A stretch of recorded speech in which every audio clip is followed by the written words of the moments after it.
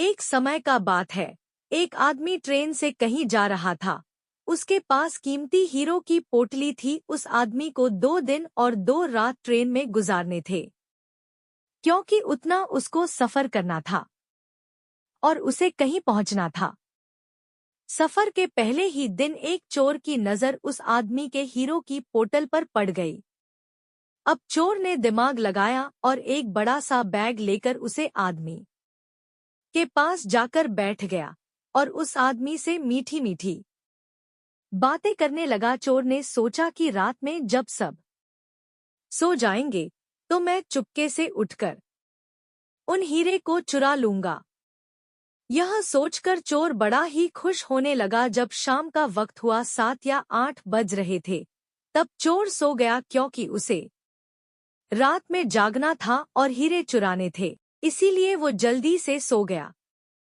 जब उस आदमी की सोने का वक्त आया, उस आदमी ने चुपके से अपने हीरो की पोटली अपने बैग में से निकालकर उसके पास जो आदमी सोया था उसके बैग में डाल दी। और उस आदमी के पास कौन सोया हुआ था? वह चोर ही सोया हुआ था। यह सब करने के बाद वह आदमी आराम से सो गया। रात के जब 2-3 बज रहे थे, तब वो चोर उठा और उसने देखा सब लोग सो गए हैं। फिर उसने उस आदमी के बैग को अपनी तरफ खींचा और उस बैग को पूरा चेक कर लिया।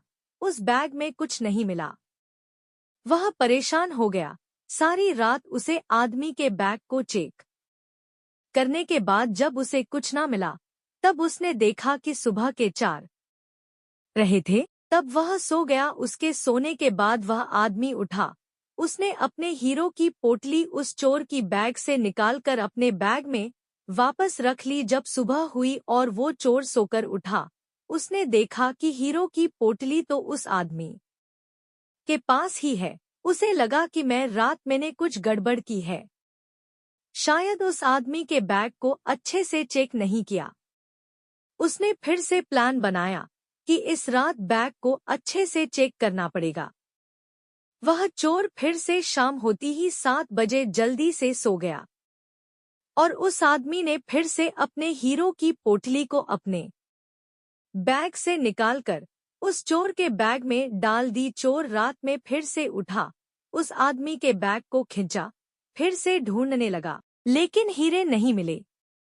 वह परेशान होकर फिर से सो गया। वह आदमी सुबह के 5 बजे उठा, अपनी हीरो की पोटली चोर की बैग से निकलकर अपने बैग में वापस डाल दिया। जब सुबह हुई, स्टेशन आया। वह आदमी स्टेशन पर उतरा तो चोर उसके पास आकर कहने लगा, मैं जिंदगी में कभी चोरी नहीं करूंगा, बस मुझे इतना बता दो कि हीरो की पोटली रखी कहाँ थी। उस आदमी ने कहा, अरे मूर्ख, तू अपना सुख दूसरों की तरफ ढूंढ रहा था। अगर तू खुद के अंदर जाता तो तुझे सुख जरूर मिलता। अगर तू अपने गिरेबान में झांकता तो तुझे पता चलता कि तू चोर नहीं, मालिक था। वो हीरो की पोटली तेरे ही पास थी। दोस्तों, इस कहानी से हमें बहुत बड़ी सीख मिलती है। हमेशा अपना सुख दूसरों की तरफ ढूंढते रहते हैं और बहुत से लोग हमारी जिंदगी में आते जाते रहते हैं। कोई हमें सुख देता है तो कोई हमें दुख देता है। बहुत से लोग ऐसे होते हैं जो अपनी खुशी दूसरों पर निर्भर कर देते हैं, जबकि अगर आप खुद के अंदर झांकोगे, अपने खुद के गिरेबान में झांकोगे, तो आपको किसी चीज की कमी महसूस नहीं होगी।